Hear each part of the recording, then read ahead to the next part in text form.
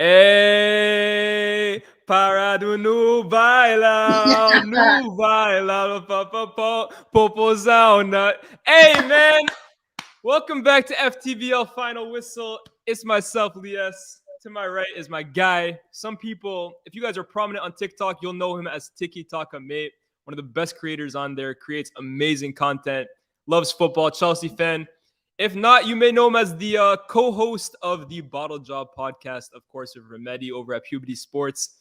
But guys, before I let him kind of just introduce himself a little more, talk about the football that we saw today. Hey, what a day of football, bro. Croatia eliminating everyone's favorite dark horse, Japan. That beautiful story is over in one of the worst penalty shootouts you will ever see, guys. And then in the later kickoff, the Brazil that we have all been waiting to see, the team that everyone has proclaimed the favorites ahead of time, finally turned up. And lo and behold, hey, man, Neymar here, party on, bro. But hey, without further ado, Tobes, I'll let you introduce yourself a little bit. Okay, so I'm Tobes. I mean, that was a fantastic introduction from you, I thought. I host the Bottle Job, does great content on TikTok. I think I summarized it very well. Some of them know you on his fucking day. yeah, on his fucking day. Yeah, exactly. I'm that guy. Basically just massive Chelsea fan that's currently in the depths of an international break, which has been very much needed because we're not very good at the moment. So I've been enjoying that, soaking it all in. And I would say England fan, but I don't know. I don't know. No, we'll talk about that. Yeah. We'll get onto that. Hey, also, I just got to address all the comments. Everyone asking where Cam is. Cam will be back tomorrow. Cam has been fighting this toothache infection, whatever it is. He will be back tomorrow. It's a promise. If not, you guys can all, I don't know. I'll give you guys some incentive. But Cam will be back tomorrow. This is the last day you got to put up without him. But let's talk about the masterclass that we saw on show. Because for 45 minutes, I repeat, Brazil looked like that team. They looked like the team that everyone has put to the pedestal that they rightfully should be. They are the number one ranked team in FIFA.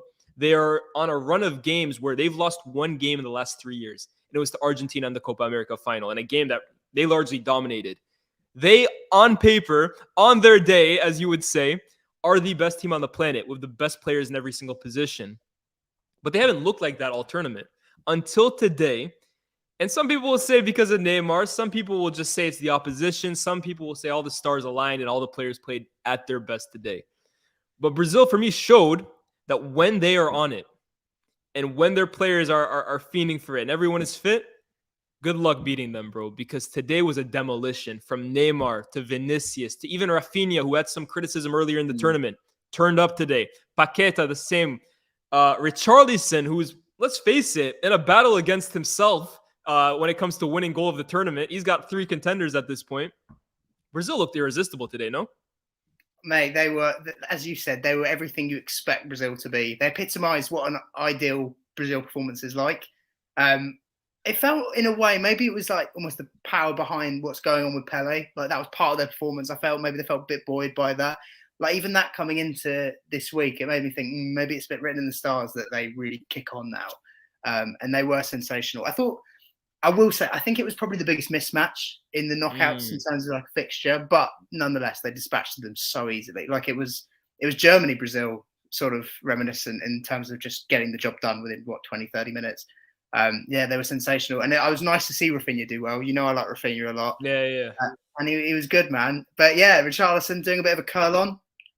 I like that. That was a great throwback. That goal was class, bro. Honestly, that's one of those goals that, like, I was talking on Twitter recently how my dad, like, he kind of told me the other day, like, oh, there's a lot of players in the past that are like, the mythology around them is bigger than the actual image of it. And like I was thinking, and like we hear a lot about the Brazil teams of old and like how every goal was like 11 passes. When, let's be honest, realistically, it wasn't. There's that one goal in the final in 70, but the mythology around Brazilian football is that it's always samba flair. It's always beautiful to watch. But that goal from Richarlison is like, if you want to stereotype Brazilian football in one goal, that's the one, bro. That's the one. And you got Thiago Silva playing that pass, like centre backs. Just come on, cool come guy, on, man. bro. Right. But yeah, it was cool, even the chicken dance from Tite and everything. Loved it, bro.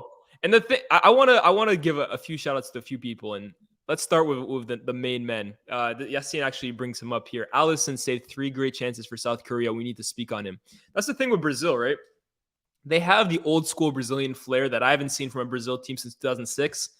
But at the same time, this team defensively is unbelievable. I actually said it mid-game. I think this is the best team at recovering the ball at the entire tournament. Their press is second to none. Casemiro in midfield. For me, Casemiro is basically reinventing the conception around him. Everyone thought this guy was just he was the bouncer of the midfield three at Real Madrid. He was getting the Gareth Barry treatment, wasn't he? Yeah, basically. He just sits in front of his back line, wins the ball back, and just passes it 2 yards to Modric and Cruz. Nah, man, this guy can spray it. This guy can play balls through the lines. He's a techie footballer, man. He's Brazilian. His passport ain't fake. But you have him sitting in front of the back line, basically just bullying anyone that comes near him. We already talked about the counter press. The fullbacks, people had question marks over offensively, are they good enough? The likes of Danilo, Alexandro, Militao. But defensively, you can't question them. These guys are solid defensively. The back two of Marquinhos and my man, Thiago Silva, your guy, they've been playing together for years now at PSG and with the national team. Their connection is better than anyone's. And then in Alisson, I think it goes without saying he's the best goalkeeper on the planet. Yeah, but Tobes, I'll be real, right? I might make a crazy take here. I think he might be one of the greatest goalkeepers of all time. I genuinely am not exaggerating here. He is one of the best goalkeepers I've ever seen in my life. He has no weakness in his game, none whatsoever. Yeah, except for coming off his line, can play with the ball at his feet. 1v1, he has that Schmeichel trait of making himself just enormous. He has everything in his locker, bro. Yeah, I think it would be definitely fair to say he's the most complete goalkeeper of all time. I can't think of one that has ticked every box in the same way that he has. He's like the only one I'll hear and take my bias hat off and hear he's better than Cech. He's the only one I can hear arguments for in Premier League, at least for me. Maybe Neuer. Neuer is the only one I can look at that's complete. Yeah, true. Yeah, Neuer was a joke, but he's just a monster, man. It's weird. Ederson was a keeper that I've always felt he's one of the only keepers I'd pay money to see, just in terms of the tissue. Just a really unique, cool keeper, even down to the smiley face neck tattoo. How many keepers have that? But he's a monster for Liverpool. He's been their best player this season, to be honest. Yeah, no, definitely. To be honest, I think even last year, Salah, of course, was amazing. I'm not gonna try and twist anything here. He was amazing, but Alisson was probably their most consistent performer last year. From game week 1 to match day 38, he was impenetrable. And I see people saying Neuer. I didn't say Alisson. Guys, you gotta listen. I didn't say Alisson is the best goalkeeper of all time. I said he is in the conversation, in my opinion, as one of the best of all time. He has everything to his game, and whether you want to compare him to Neuer or not, I would still put Neuer probably as first, just because those performances in the 2014 World Cup, bro, trust me, I watched these firsthand against some of my teams. Unbelievable, man. But Alisson, if he's to win the World Cup this year for Brazil, he's had the Champions League, he's had the League with Liverpool, he's had the World Cup, and let's face it, he's been extremely influential to all of those teams. Those Liverpool teams didn't start winning until Alisson came in net. Let's be real about that. So I think you look at that spine in general for Brazil, right? Alisson, Thiago Silva, Casemiro, Neymar, and even Richarlison up front. Yeah. How many teams in world football can compete with that spine? Not many. No, none. The only thing is and even the wing partnerships are just so good. Obviously, you got Vinny on the left, Rafinha on the right. It was a lot better today, but it's only really France that can sit there and say we got better wingers. Yeah. 100%. Yeah, we'll get into France, but those wingers are disgusting. Yeah, even the fact that Bruno Guimaraes doesn't get in the team, and you think how good he is. But Paqueta's doing the job. I know I've seen a lot of people taking the mix saying, he just sort of dances, doesn't really do a lot, but he did get a goal today. So he is just a very good player as well, all-rounded. Yeah. I think the thing with Brazil, right, they have depth. England have depth as well in attack. They have so many different players they can call upon. But Brazil, for me, it's so incredible that they have depth, but every single player provides a different kind of profile. They can basically call upon any kind of profile to change a game. You've got Richarlison, who's more of a goal scorer. Jesus, of course, before he got injured, was kind of that false nine who gets everyone involved into play. Antony and Rafinha on the right. Vinny and Martinelli. Martinelli, I think the more games he played, I'm a big fan of Martinelli. Let me just best ugly dribbler I might have seen. Bro, he's so unorthodox in the way he dribbles, right? He's not easy on the eye, but he's so effective.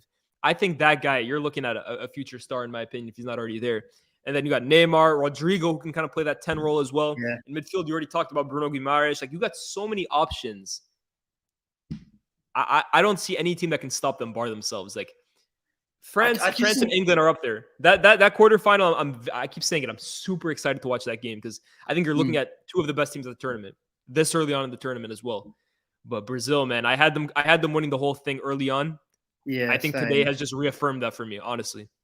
Yeah, the only thing that's a bit of a banana skin is that Argentina game, if it were to happen in the semis, just because it is like a local derby. It's like the equivalent of like Champions League. You don't want another English team because you don't know what will happen. It's just a bit weird. Teams are a bit less predictable in how they play. I feel like Argentina, weirdly, as unimpressive as they've been a lot of the tournament, to be honest, like other than Messi aside and a couple of moments with Alvarez, because of the close proximity, it just seems to like the heat in that game is more. There might be a silly red card, there might be something like that.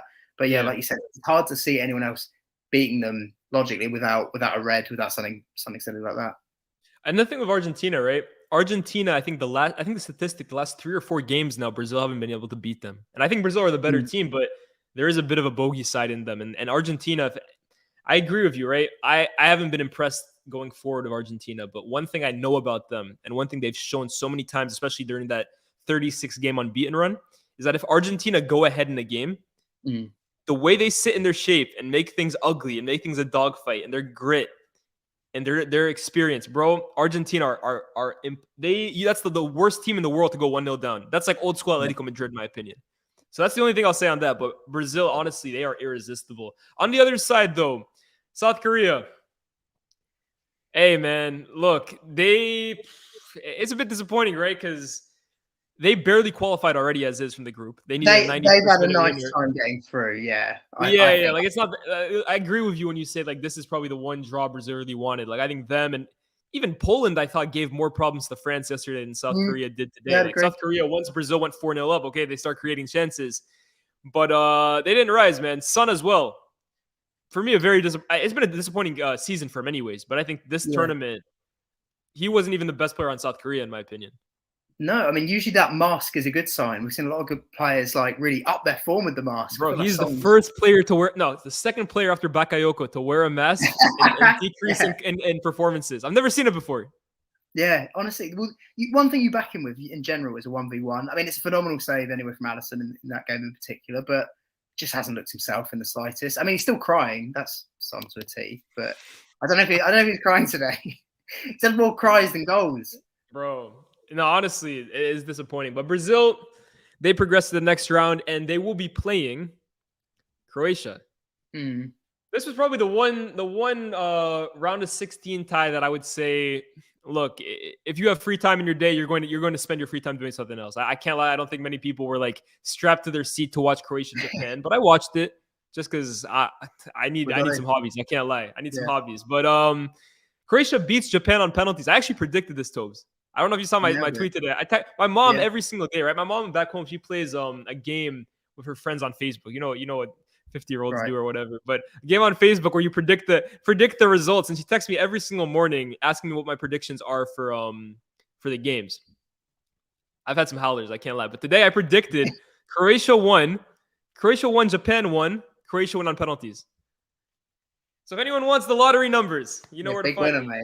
You know where to find me. But look, Croatia-Japan was a game that was actually very difficult for a lot of people to predict. I don't know what side you kind of went on with that one. I said Croatia would edge it just because of their experience, but I could definitely hear the shouts that Japan's pace and their technical security, they could definitely hurt this Croatia team. And look, I think they had their moments, especially in the first half. I think Japan were the better team in the first half, but first of all, that midfield three of Brozovic, Modric, and Kroos. I know it wasn't Modric's greatest day today. Like, he's obviously had better games. But that three will give a lot of teams problems in this tournament. That is one of the best midfield trios in the World Cup for sure. And Brozovic, for me, is the one that always goes under the radar. Modric, we know what he's about. Kovacic, we see him every week in the Premier League. But Brozovic is so good at that number 6 position, bro. Like, he has everything to his game, in my opinion. And I think a lot of teams will have trouble breaking that three down. And just the other one I want to touch on is Gvardiol. Gvardiol looks like a player that could be going over to you guys. But every time I speak to people, it's the same reaction, bro. He's Rolls Royce, right?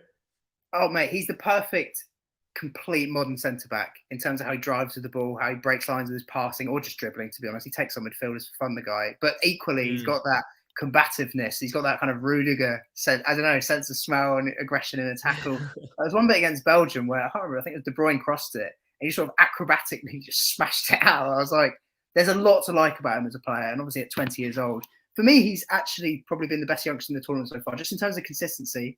Like, there's been others that have caught the eye more. Obviously, attackers, our eyes wander towards a lot more. But I think in terms of a player that's just maintained a really good level at like the age he is, I think he's been phenomenal. No, defo. The thing with Guardiola, right? Look at Chelsea. Would him and Fofana be able to play together? Just because I look at them both. Both of them are like aggressors more so. And like I think in center back partnerships, traditionally you want more. You want a Vidic and you want a Rio. You want a JT, you want a Carvalho. You want a Puyol, you want a PK. Yeah. Are they kind of both that aggressor role? Do you want more of like is it time to recall Levi Colwill? What you saying? That's what's so hard is that like Colwell's role is basically you sign Guardiola, you're basically resigning him to go. He's off. Yeah, he's done. He's done out here. But he's just ridiculous. He's a ridiculous player. Like you said, I don't know if it was a pairing. It suits perfectly down to the ground. But when there's like a phenomenal player like that, you're always going to get excited if the club's linked with him. So I can't let him end up going. I don't know. Let's say what does he go to? City or something? Madrid or something, bro. He is up there with any center back for me, bro. Like that guy combines perfectly the aggression that you need, the physicality, but the ball playing, bro. His line splitting passes are cracked, bro. Hey man, I don't know how Leipzig keeps doing it, man, because they produce these talents like nothing. I mean, the other one I want to talk about, like, and less of substance is Dayot Upamecano, right? Another one who's just like he's having an amazing tournament for me, and I think he's really been slandered in the past, like for some bozo moments, but I think he's been one of the standout players of this tournament. But Leipzig keeps generating these players. The other one, Nkunku, someone is asking in the chat, who do you support? Tope supports Chelsea here, bro. They might be doing a raid on Leipzig in a few months, bro. We're nicking one of their, not scouts, like technical director or something. I mean, I don't know what Bowley's cooking, to be honest. We're just throwing a load of chefs into a broth and just seeing what happens, to be honest. It's like, I don't know. It does feel a bit too many chefs, but it does feel like they're taking kind of the Red Bull Club's approach because they're looking at Salzburg's guy as well, so... But yeah, the fact that we're trying to sign Nkunku straight away, it's like I'd probably rather sign Guardiola and secure that up because otherwise, just Nkunku is going to be another case of Chelsea just trying to create chances. But this guy's on the end; they're not getting on the end of it because no one's creating anything. Nah, fair enough. So basically, it was 1-0 Japan, and second half, I've been talking a lot this tournament, Tobes, about players that basically just. Not they don't turn up any time else, but during international tournaments, when they put on their national team's shirt, they get like added XP to their overall. Bro. Yeah, like they just go up in levels. The one I was thinking about the other day was who was it? Who was it the other day that? You say about Mbappe in terms of, or I saw someone say about Mbappe in terms of international performance. Like, there's not really been anyone like him in our gen anyway. Yeah, but I was thinking of someone different. Who was I thinking of when they put on their? I tweeted about it too. If you guys can remind me. But anyways. The one I'm thinking about right now, Ivan Perisic. Perisic, bro. I think the stat is the only players to score goals at the last 3 World Cups are Ronaldo, Messi, Ivan Perisic, and one more. But that's a mental stat, bro. Like, and it's every kind of goal with him. Left foot. Right. Was it Enner Valencia I was talking about? No, it wasn't him. When I remember it, I'll tell you. But left foot, right foot, header. The guy is a jack of all trades, bro. And for was it Shaqiri? No, it wasn't Shaqiri. Guys, when I remember it, I'll let you know who it was. It wasn't Shaqiri. But yeah, bro. Ivan Perisic, give me a word on him, bro. Just sort of age defining. Like, he's permanently 27, isn't he? He just feels like a guy who's just permanently in his pomp. Like, especially every tournament when we see him. Like, he's been all right for Spurs this season by all means, but when he puts on that Croatia shirt, it's just a bit of a joke. Like that header today. I don't know. What do you pick out of that and Alphonso Davies? Of the headers? Yeah. Oh, that Perisic one was crazy, bro. I can't lie. Yeah, the power he generated that from. And sorry to interrupt you. I just remembered. Guys, for all you guys telling me it was Griezmann, trust me, I remember my own tweets. It was Memphis Depay. Memphis Depay for the Netherlands, bro, turns into Bergkamp, man. Honestly. It was Memphis. Thank you, human being. These guys trying to tell me about my own tweet. Don't do that. Anyways, continue. My fault. I just think he's a really decent player. He's someone who I quite wanted to see in the Premier League anyway for a number of years, just because he's so physical but pacey, can play kind of anywhere in the front three, but also plays like you could. I mean, he doesn't really play as obviously number 9, but like you could probably play him there in terms of his attributes, everything. Yeah, He's suited to anywhere on the pitch, man. He's just such a good player. Obviously broke England hearts a couple of years ago, but that's what he does. It's what he does. This guy just pops up. Like you said, he's got that Andros Townsend vibe. Just turns up for That's crazy. I've never heard anyone compare Perisic to Andros Townsend. Spurs legends, aren't they? Spurs legends. I don't know. I just remember Andros Townsend being really good for England, like randomly. That's hilarious, bro. Hey, so anyways, it goes to penalties, like I predicted. Let's be honest, guys. It wasn't the most blockbuster game of all time. But Japan didn't know what to do when they didn't go 1-0 down. That was the first time they've gone ahead. Yeah, true. That's actually a good point. They're a team that definitely do better when they are chasing a game. But the penalties, bro. Look, I'm something of a. I don't want to call myself a penalty merchant, but the stat for me, right? I've never missed a penalty in my life, and that's because I'm not about to teach professionals how to shoot a penalty right now. But bro, when I see players stutter and do that little weird ass run up, right? And then try and like dink it. Like, I forget about Japan penalties. There's this one Croatia penalty, right? Where the run up was so short, and then he almost like toe pokes it off the post. But even if it went on target, the Japan goalkeeper would have saved it. For the life of me, I don't understand why players do these stuttering run ups. It doesn't fool anyone. Unless you're Jorginho, the goalkeeper is not going one way or the other. It just makes you look like more of a dick if you miss, bro. I cannot, for the life of me. Like, I remember the Simone Zaza penalty a few years ago, bro. What do you gain from that, man? What do you gain from doing that run-up was big. Pogba had a few, didn't he? Where he'd do those like Pogba used to do that. And bro, it's like 10 seconds before he takes the penalty. My heart is like beating like 1,000 miles an hour. I think if you just smash it and you miss, it is what it is.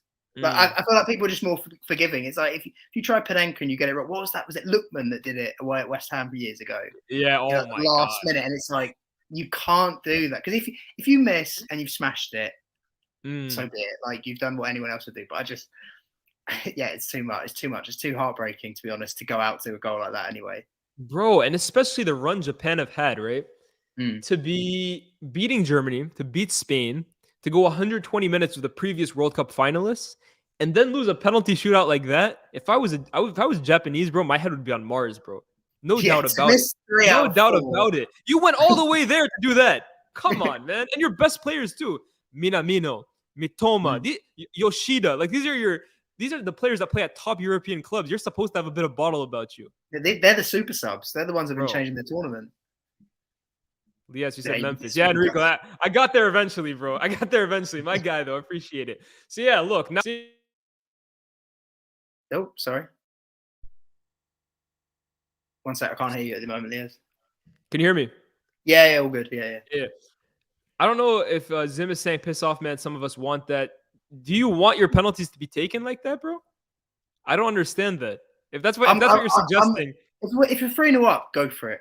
Whatever. But nah, I don't get this, bro. You're here to win a World Cup. I don't care about what you want to see as penalties. Put it bottom corner, drill it so the goalkeeper has no chance of saving it. In my head, right? And I get there's like added stuff to penalties, right? Like mentality, the crowd, the moment, everything comes into play. But the act of actually striking a penalty, you should never miss, bro. There is no reason why you should ever miss. Just put your foot through it. Pick a corner, put your foot through it. Yeah, man, that's part of the entertainment. I get that as a neutral, right? But Zim, you would not be saying this if your national team was in a penalty shootout and you see players doing little Simone Zaza steps and then putting it over the bar. You're not telling me, okay, it's cool because I wanted to see that. I'm not having that, Zim. That's cap right there. But hey, quarterfinal is set. Croatia versus Brazil. What are you taking from this game? Do you give Croatia any chance in that quarterfinal? No. Like you, I went into this game and I thought it might go extra time, but I thought Croatia just have too much control because of that midfield. Like you said, it's fairly on par with any midfield in world football on the international stage. And they didn't have as much control as I probably thought they would. I know Japan pressed really well, but Brazil do that. But Brazil have a lot more quality than Japan. And I just think I can't see a route to Croatia having a lot of control of the game despite their amazing midfield. The best thing they can hope for, defensively, they are still pretty solid. But I would say like the goal today, even though that's it felt against the run of play like Croatia weren't doing anything. It was just a ball into the box, Perisic, incredible header, but there wasn't a lot going on. They weren't creating much prior to that. I just feel like Brazil are on a different level to Croatia, and I can't see any outcome other than Brazil winning that. Probably like 3-0. I'm with you as well, bro. I think like that midfield is good, but they are aging at the same time too. And like guys like Casemiro, Neymar, if he's fit, bro, they're going to dog walk Croatia, in my opinion. I think this one won't be close. And I see a lot of people asking me, for example, Fortune asked me, how would you describe Neymar's penalty technique then? His stutter is reactive. Let me rephrase this. There are certain players that, okay, they can stutter. When you're Neymar and your penalty record is as impeccable as it is, by all means stutter. When you're Jorginho, and that is a key, or Bruno Fernandes, for example, and your penalty record is like over 90%, and a large part of it comes down to that run-up, by all means, stutter, do your thing. I'm thinking of players like, I remember AFCON last year, Toby. I don't know if you watched it. Ivory Coast. Eric Bailly runs up to a penalty, does his little stutter, and then like opens his foot like 90 degrees, sends it wide, bro.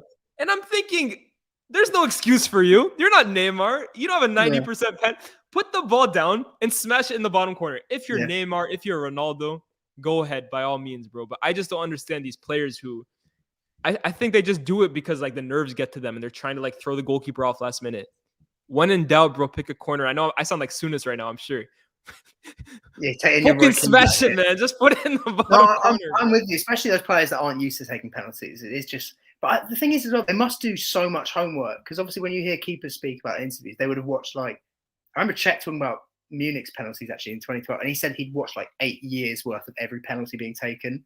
So like, I wonder if the players are aware that maybe the keeper they're against doesn't like stuttered run-ups or something like that. I don't know, but equally, yeah, I'm with you. In terms of nerves for a fan, I'd rather just someone puts their foot through it. Like Maguire's penalty in the Euros, that was perfect. You're a centre-back, just drill it.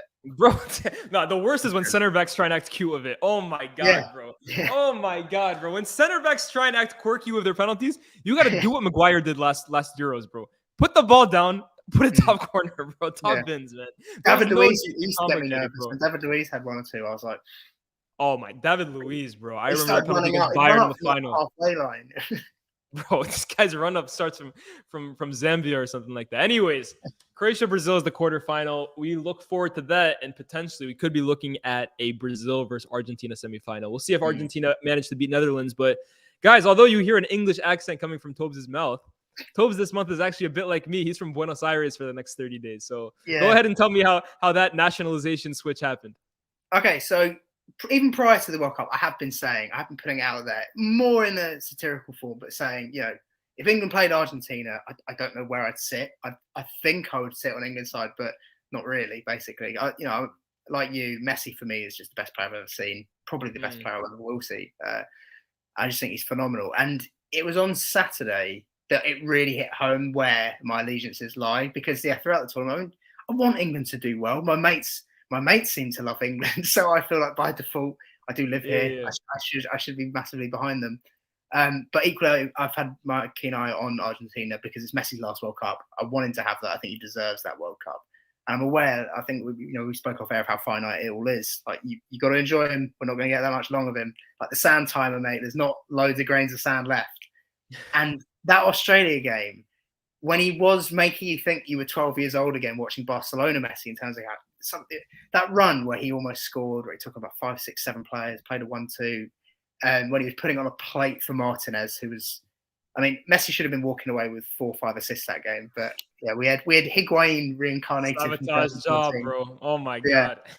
Big time. But I felt quite like emotional in that game. I just suddenly got kind of overwhelmed and was like, wow, how many more of these are we going to see? Like how many more of these immense Messi performances has he got in him? Obviously you'll see good performances at PSG, but like in terms of him solely carrying a team in the way that you saw it sometimes with Barcelona, and obviously he wasn't carried, he had Xavi, Iniesta, etc. But you're not too bad either. Took everything upon himself, yeah. And I don't know, it really hit home that I was like, this is emotionally making me more invested or swayed than England do. Like when England play, I just think, oh nice, well done guys. But Liaz, I'll tell you actually. Sorry. So when England missed the Euros, I got kicked off my home group chat with my mates within 10 minutes of losing the final, because that's where my head was. Like we lost the final, and there's a load of gooners on that chat, and a couple of United fans. So Are you just bantering off Saka, right? Yeah, I just thought, that's what you get putting a load of losers on pens. Mason wouldn't have missed. And like, I'm doing it off my chat. Mason Mount wouldn't miss. Oh, yeah, that's what I said. Yeah, prior to the FA Cup and everything. Prior to the FA Cup. I was like, you know what? Mason would have missed. Chilwell would have missed. You know. Yeah, I got booted off because they were all emotional. And I realized, like, who are we signing? Like, what are we doing, lads? It doesn't really bother me, England. You know, I'm just not the same level of investment. So, yeah. Whereas Messi, he's got me. It's he's not bad either. I'm the same as you. I'm from Buenos Aires this month. You know what though, Tubbs? I say I'm from Buenos Aires, but it's a bit of a lie, right? I said on FTBL earlier, like at the start of the tournament, I'm always a Messi guy. Everyone knows that. In fact, I got accused of being a Messi fanboy on Twitter. But I've been consistent with this, bro. If given the choice this tournament, World Cup final between the two, and obviously it's not going to happen. World Cup semifinal, let's say it. Neymar versus Messi. I want Neymar to win the World Cup more than Messi. I do hear that because I've seen your argument that he needs it more. He needs it, bro. He needs it. When I saw my man from the guy used to be on Chelsea TV on Talk Sport. No, the Chelsea fan on Talk Sport. I can't remember his name. Jason Cundy. Yeah, Jason Cundy. Jason Cundy has always had a Neymar agenda, right? He's compared to Sterling, to Rashford, Mount's better to Youngman's son. When I heard him compare him to Mason Mount, brother, I lost my head. Bro. I lost my head. There is so much disrespect on this guy's name. And look, he didn't have a great game today. Some people are saying I'm moving like a Ronaldo fan, basically gassing up a penalty. He wasn't at his best today, Neymar. But Neymar at his best is a joy to watch, bro. And I don't want to say the world owes anyone a World Cup because at the end of the day, the best team wins the World Cup fairly and squarely. But boy, I don't think there's a player on the planet I would love to see win that tournament and finally get his flowers more than Neymar, bro. I need it. I need it. I think Silva needs it a bit as well. Doesn't necessarily need it, but I'd quite like it for those reasons. I'm fine with either of them winning it, by the way, to be honest. But no, of course. I just feel like yeah, go ahead. It's nice if Messi were to win. It puts a full stop to. I don't know how they exist, but there are people that exist that will doubt what he's done because he hasn't got that one. But it'd be nice for him to literally have any box, any argument you want to make, whether it's goals, assists, trophy, whatever it is, international stage. Like it'd be nice for him to tick every box, and it's just definitive. 100%. Speaking of the two, though, Ryan brings an interesting comment, and I'd love to hear your take on this. Neymar and Messi hype when Mbappe has clearly been the best player in the tournament. I'd agree. And I'd go one step further and say, Tobes, we're looking at the best player on the planet. Kylian Mbappe, it's his world, and we're living in it, bro. This guy, it's crazy, right? We're talking about 3 PSG forwards. They all play for the same team. He's nuts, isn't it? It's going to be quite exciting for Champions League this season because I tipped them at the start of the season. I thought they're starting to click. And obviously you had the kind of Mbappe rumors coming out, but no, he's absolutely mustard, man. They're so good collectively. Like Griezmann playing in this midfield role, I think it's probably been the most underrated player of the tournament. I don't think that's unfair to say. I agree. I think naturally because we associate slightly our club with player, he hasn't had the best few years, so you've kind of forgotten about Griezmann. But I think he's been absolutely awesome, and it helps. Helps Dembele. Dembele's been very good. Not as good in terms of final product to the other two, but Giroud's broken the record, which is pretty crazy to be honest. Yes. And then Mbappe's just what I loved about that. I think it was his first goal the other day against Poland. It's even though usually he wrong foots the keeper, goes near post, but he goes low. It was like this time he just went, I'm just gonna put my foot through it, but there's no backlift. Like I don't think people appreciate the technique that he actually has. Definitely not. That first goal, right? People will see how much time and space he has and say, oh, like he wasn't defended. But I don't want to sound like one of those guys on Twitter who says, oh, if you've ever played the game, but like, if you've ever kicked a football, you know how difficult it is to place it like the way he did, bro. Near post as well from that far out. And Szczesny is having an incredible tournament. Mbappe is different, man. And I find it so funny. You know me, right? I've been saying Mbappe for me has been the best player in the world since last season. I think even the year before that, he was even in the conversation when he was scoring hat tricks at the Camp Nou. Bro, they were out here saying Salah. Hey, you remember that, huh? You just remember who's been on this train the whole time, bro. I've been backing Mbappe from the start. But they threw the league allegations at him. They threw the high line allegations at him. People still do. Bro, which is crazy to me, bro. You cannot throw league tax. I said it a year ago. I understand, right? I'm not gonna like be oblivious here and say that the Bundesliga is as competitive a league as the Premier League, or Liga as competitive a league as the Premier League. But you can't throw league allegations or league texts at players that have done it in the Champions League at the highest levels against the best teams consistently, or players who have done it at the international level against the best countries in the world. When that happens, the league tax goes out the window. The same thing with Erling Haaland. No one cares that he's from the Bundesliga when he's breaking Champions League records at 20, 21, 22 years old. It doesn't make sense. But yeah, and it's funny, right? Cam is my co-host on here, bro. He's the one who started M Transition, the nickname M Transition, a while ago, and now he's the one basically running the train that Mbappe will be better than Thierry Henry in a few years. Mate, all my haters are my fans. We spoke to Petit the other week. We asked him who he'd prefer out of Thierry and Mbappe. Obviously, he played with Thierry. He said Mbappe is better now. Wow. And he played with him. I thought that was really Emmanuel Petit thinks that Kylian Mbappe right now is better than Thierry Henry. Yeah. He thinks already. He's like, I don't think people understand what he's doing at this age. Like the amount of goals he has at this age in the international team. It's just like, it's unseen. It's completely unseen. And it is unseen. Like what's closest record? 16, is it? Or 15? Well, hold on. Can you repeat that again? The record. It's 16, I believe. Closest 16, right? So Mbappe's on what? 9 or 10? He's on 9, bro. 9 at he's 23. On 9. He's on 9 at 23. So let's say even if he's done by 33, 34, so that's 2 more World Cups after this one that's not even done. Like the guy's going to be on, could be on like 20, he could be on 25 World Cup goal. He could. Like he should be on 20 by then, easily. That's crazy though to me. Yeah. Better right now than Henry ever was. I don't know about that one, because here's the thing, right? I don't think it's ridiculous to say. I don't agree. I still think he's got a bit to go to beat Henry. So do I. Yeah, so do I. But I can see the vision. For a guy who won the World Cup with Thierry Henry, that's crazy, bro. And played with him at Arsenal. Crazy. So like he's played. It's not like a guy he kind of knows. This is someone who played with him, and he's sitting there saying it. I thought that was really interesting. Wow. You're right, though, Tobes. You're right. I was gonna say, like, the players that have done what Mbappe has done at 23 years old, you can count them on one hand. Yeah, tiny list. LA, and they're all the best Messi, players of all time. El Fenomeno, Neymar. Those are the 4 I can remember off the top of my head that were hitting the numbers and putting in the big game performances at 23, or like to the point of 23 off the top of my head. I can't think of anyone else. Like people talk about Henry, like Henry before he hit 23 was at Juventus struggling, at Monaco struggling. He didn't take off until he was 23. That's when he became Thierry Henry that we all know, double digits in goals and assists. And of course, we know the rest. But what Mbappe is doing at this point in his career, I think it's actually disrespected, bro, because people get offended. And I don't know whether it's because of nostalgia, or because they're Arsenal fans, or because they remember Henry in a way, but it's not disrespect to Henry to put Mbappe's name next to his. We're talking about a guy that, barring injury or barring something going wrong, like dramatically going wrong, we're talking about a nailed-on all-timer, a guy that will be chatting to any of your favorites. I keep saying it to people. None of your favorites are safe from this guy, bro. He can hit any record he wants. He can win 3 World Cups in his career if he wants to. That's how good he is. That's how good he will end up being. But damn, Petit, that's a big statement, man. That's a big statement. From his former teammate, I'm shocked. Yeah, and I think there is a bit of misconception as well. I think when there is a player as fast as Mbappe, there is just this weird insult where people go, oh, it's just pace. He's just quick. It's like, no, you don't understand what he does with the ball at his feet. How intelligent he is. Like, bro.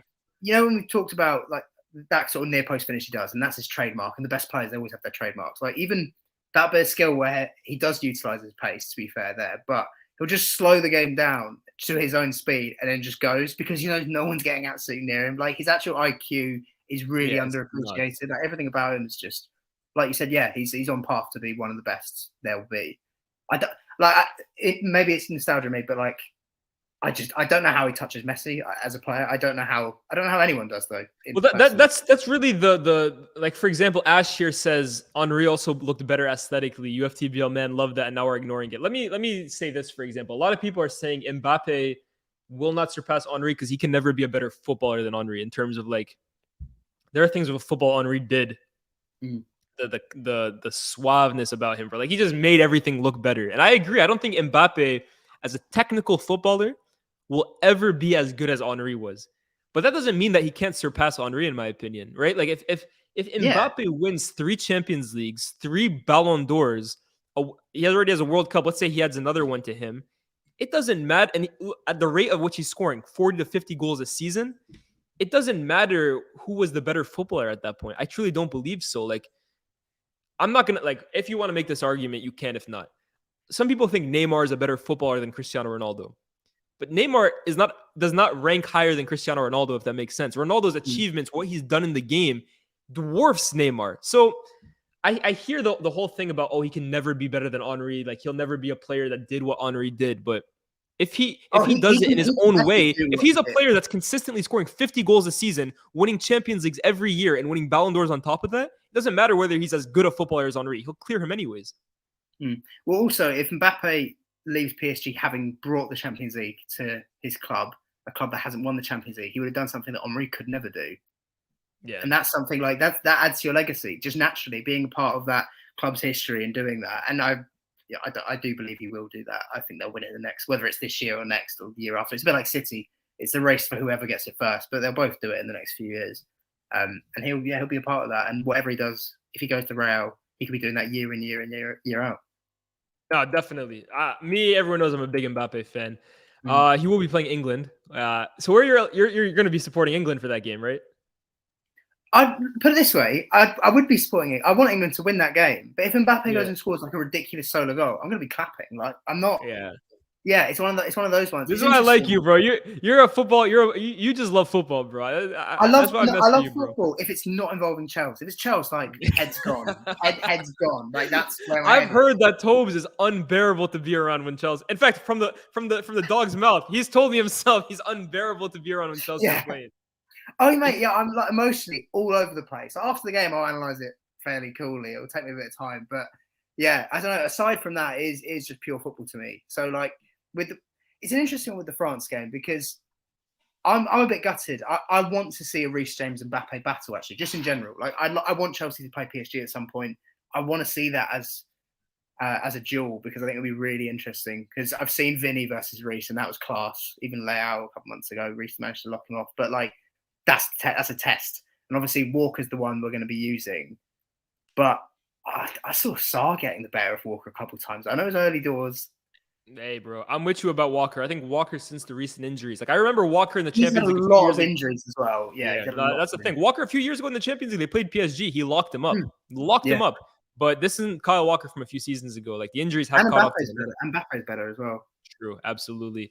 So we'll see. Yeah, we missed Reece James so bad. That would have been a great matchup for me. Reece James versus Mbappe. After we saw what he did against Leao, that's a matchup right there. Because Reece James is an athlete, bro. That guy, fucking hell, man. That guy, I favor him against most attackers 1v1. Yeah, and even just going forward, it would have been good. But yeah, it'll be an interesting battle because you got Hernandez. Is it Hernandez and Mbappe will be up against? You'd imagine Saka and Walker. No, Ezra, I hear what you're saying here. He says, okay, I don't like how you always only rate small techie players. I like that you see the light that Mbappe is the best in the world. For me, it's not about small techie players. Like, if you ask me, if you ever seen the video I did on Zlatan, for example, I love technical players, but they can be big. Hold on, pause. What I'm about to say is crazy. But like, for me, it's not about like how much you love Drogba. Yeah, if anyone knows me with Drogba, I'm the biggest non-Chelsea Drogba fan there is, bro. Yeah. I'm the biggest non-Chelsea Drogba fan there is. But I just look at Mbappe, bro.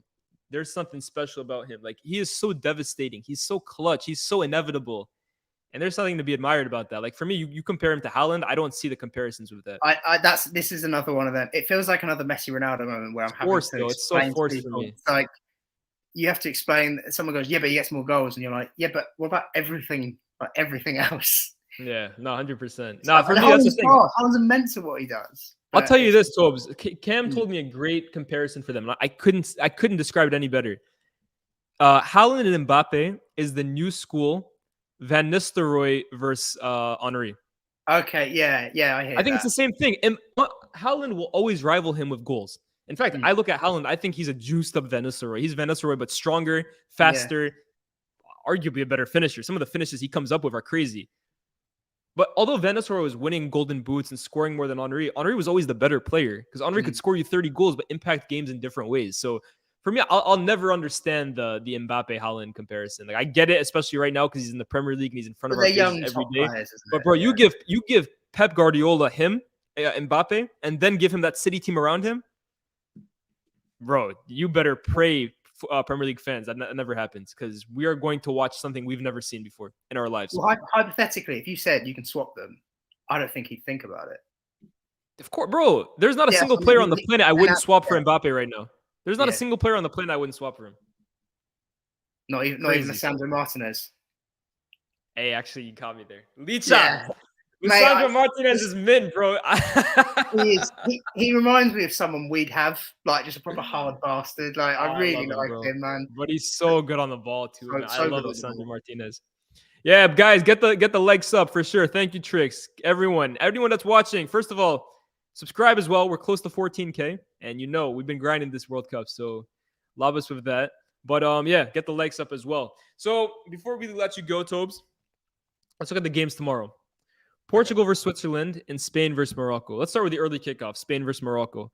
This was probably a fixture that most people didn't see coming, right? Other than Eto, yeah. Yeah, no, Eto. Yeah, other than Eto, man. Everyone else. This was the one fixture Eto got right. All the other African teams let him down.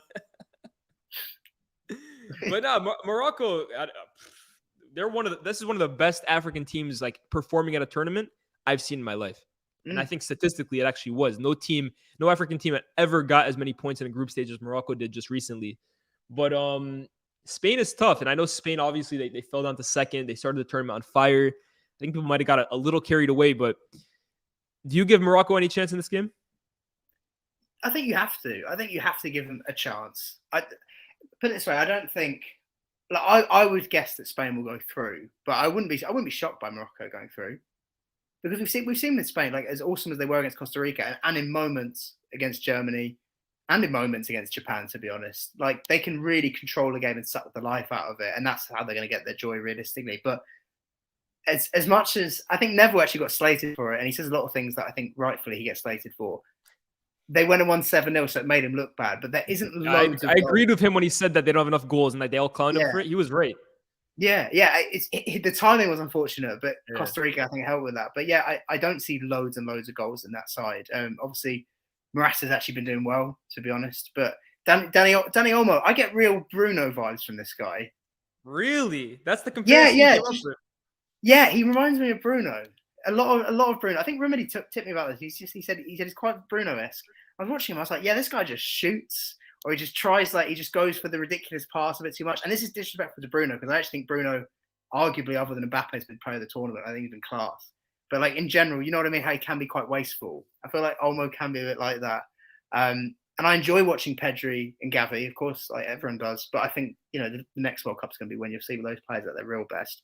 So, but you talked about one name though, Tobes. You kind of glossed over him because I've been gassing him up a lot. Everyone who knows me, I think he's very underrated. But Chelsea fans aren't trying to hear it. Mayowa didn't want to hear it. Today I was with Kelvin. He didn't want to hear it. Alvaro Morata slept on, bro. I don't know how you feel about him, whether you still got PTSD from him, if you've forgiven him from all those years, but I think he's mint, bro. I think he's so underrated.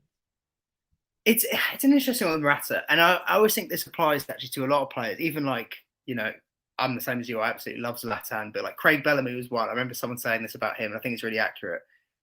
It shows how good a player is when all these top clubs are buying a player, but it also shows you how many managers sell them. And I think that does apply to Morata as well. He's a very frustrating player. I think his probably most frustrating spell was with us, which is probably why we have a more negative opinion than most. And he can be really intelligent. He can be a really good player in terms of his runs, but he can also be really frustrating. He does get caught offside a lot. It does take him quite a few chances to score. Not for Spain, to be honest. I think it's 25 in 50 games or something along those lines. And his record in the big games is always there, bro. He's got goals at the Bernabeu in a Champions League semifinal, Champions League final goal against Barca, Spain last year against Italy in the semifinals. He's got goals in all three group games. When you need him the most, I feel like he turns up. He's just the thing with Morata. Right? This is where I look at him, right? I look at a guy like a Morata. He has everything, in my opinion, that a modern-day center forward must have. He's big. He's athletic. He's fast. He can run the channels, holds up the ball well, gets others involved. In the air, he's a great threat. Left foot, right foot. The problem with Morata is that in front of goal, he's got imposter syndrome, bro. Yeah, I was going to say, you know what? The one thing he is lacking that all top strikers need, that someone like Haaland does have, constant confidence. If that's the thing. His head goes down, you can't have 100%. That. I completely agree. There's not a technical flaw in Alvaro Morata. There's not a physical flaw in Alvaro Morata. It's a mental flaw with him. Because, bro, if he ever got it all together, he would be unbelievable. And I think that's why every single team takes a risk on him, because you look at a center forward that he's the prototypical center forward. If you could like make a body for a center forward, it's Alvaro Morata. Yeah. But hey, man, this tournament, he's kind of turning up, bro. And like, I look at that Spain attack, right? Ferran Torres. You can't really rely on him. What are your thoughts on Ferran? I mean, I gotta rate him a little bit just because everyone thinks. Yeah, I know you get the memes, but like, he's another one that kind of flatters to deceive a bit. Like, I've waited for him to kick on. Yeah, like I actually liked him better at City, to be honest with you. I thought, everyone looks better at City regardless, but I thought like Pep really used him in a way that I liked, as like almost like this false nine at times, like the positions he takes up, and he was actually a gunman in front of goal at City. At Barca, I feel like he's taking a step back, or like maybe not a step back, but he's kind of stagnated a bit. For Spain, he's a weapon. He is a weapon for Spain, but yeah, I think they need better, to be honest with you. Like Dani Olmo, what's his name? Ferran Torres, Asensio, even Morata, as much as I've hyped him up, this is an elite level striker. They need a little more going forward. But Morocco, at the same time, like for all the good that they have, like I'd love to hear your thoughts on Ziyech, for example. Another Chelsea great. Yeah, he's looking brilliant outside of you guys. But look at the wing backs, for example. How many countries can claim to have fullbacks of the caliber of Hakimi and Mazraoui? That's as good as it gets, bro. But El Nassiri up front, I don't trust him, bro. And I think for that reason, I think Spain edged it out. I would go 2-0 Spain. It could be one of those ones that goes extra time and Spain win. That's how I kind of see it. Just because like Morocco, what is it? They've let one goal in. It was an own goal. Like they're quite clearly quite a solid team. Although I think Croatia, Belgium are a bit blunt in that sense. There's not a lot going forward for them. But yeah, Ziyech. I mean, he's in his Ajax pass crossfield diag phase where he's made a career for that, but he's playing in that kind of form. Yeah, he's been really good, man, this tournament. And even like prior to that, he played all right in the Carabao Cup against City, and then we didn't play him against Newcastle, so that was interesting. But he's coming to the World Cup, actually continued that form. So fair play. If he bumps his feet up a bit, I don't really mind. But weird player, man, because he can be awesome. But yeah. He's a typical North African winger. Let me tell you that firsthand, bro. This is what all North African wingers are like. Just frustratingly brilliant. That's Ziyech, Mahrez. They're all like that, man. Salah's the only one that's like consistent. Yeah. And like even him is like, how many people will tell you he's a prototypical North African winger? You'll get a few different answers. A lot of the chat though are saying Morocco. They say 1-0 Morocco, 2-0 for us. I'm guessing Yasser is from Morocco. It'll be an interesting one. I think out of all of the knockout games for the round of 16, that was the one that I looked at and said, okay, I can see an upset there. Because the other one, Portugal, Switzerland will be closer than a lot of people think, I believe. I think there could be an upset there. I think there could be a pens sort of upset there. Well, I think in Euro 2012, it was Poland that they went to penalties with. Switzerland will make life difficult for any team, in my opinion. Like they have defensively, they're very solid. Xhaka, I keep saying it, when it comes to international football, is one of the best performers out there. Like he plays at a world-class level for Switzerland. Shaqiri, like he rolls back the years whenever he comes. And I've been impressed with Bril Mbolo. Mbolo is a player I remember. And I was impressed at the Euros, to be honest, as well. Yeah, no. He's a player that he's always had potential, right? But like I never thought he put it together, whether it was at Schalke, Monaco, I think, was he last year or this year? But this World Cup, I've really been impressed by Mbolo. Well, it's such a hard task because, like you said, they do just make it quite difficult for teams, like particularly you saw in that Brazil game. And he is just tasked with doing everything going forward. Like it feels quite route one, punt it long, like see if you can hold it up for a bit and get someone running off you. But he manages to do well with what minimum service he gets. That'll be interesting. With Portugal, though, look, the first two games, they looked very, very strong, in my opinion. Very comfortable. I think they really cruised through those two games, bar that last-minute blunder by Costa in the first game. Like they've looked very solid, but we'll see what they can do, right? Because I look at that team, and talent-wise, I keep saying it, bro. I think they can compete with anyone based on the names on their team sheet. Like they have some of the best talent on the planet. But that manager and his reliance on older players, I'm not gonna bring up that one name. I was just thinking that. I was like, the allegations, bro. But I'm dodging those allegations. But this guy's saying a few words on CR7, Lias. Hey, you can wait for Cam tomorrow on stoppage time. I'm staying out of that one. But we'll see what goes with Portugal. I still think they got too much for Switzerland. I agree it'll be a close game. But here's the thing for me, right? I play it safe when it comes to predictions. I always go for the best team. So I hope there's an underdog that comes. There hasn't been an upset in the knockouts. Really, hasn't been. No, 100%. I think every bar Croatia, because they were second, right? Every first seed has won. Every like first place team in their group has gone on to win their round of 16 game. So we'll see what happens. So I go Portugal and Spain. You go what? Spain and Portugal as well? Or Yeah, no? I'd say Spain in extra time, and I'd probably say Portugal. I'd say Portugal in extra time, but it wouldn't surprise me if that went pens, just because they're so hard to break down Switzerland. Yeah. Anyways, guys, we'll catch you guys tomorrow for sure. Tomorrow, actually, Cam will be back, like I told you. Be stoppage time with Cam, Mayowa, Fuad. They got you with remote stoppage time. It should be good. And we will know all of the round of 16 results going into the quarterfinals. So I'm sure they'll give you guys a great preview show for all of that. But yo, Tobes, my guy. I'm used to doing this with you on TikTok, actually. This is the first time I ever do this on YouTube. But thank you for coming on the show, bro. Plug all your stuff if you want to as well. I'll give you a few seconds to plug all your stuff. Sure. So Tiki Toka, mate, on TikTok, Twitter. My Instagram's just Toby Evenden. It's my name. But all the links are in like my TikTok bio. So yeah, Tiki Toka, mate, like Tiki Taka. There you go. That. And of course, the Bottle Jobs podcast, right? And yeah, I wasn't sure if I could say that on FTBL. That's why I was. Come on, bro. Yeah, okay. Yeah, Bottle Job podcast. We'll also be live tomorrow. So there you go. Check that out. Remedy on there. There you go, guys. If you love him, if you love Remedy, that's the podcast for you. Hey, who knows? I might make an appearance on there too. At the moment, I'm going every single podcast on the planet, so I'm sure you'll catch.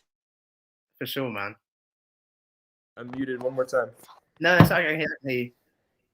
Anyways, hope you guys enjoyed the show. We'll catch you guys tomorrow. Like, share, subscribe. Algorithm. Without further ado, see you when we see you. Peace.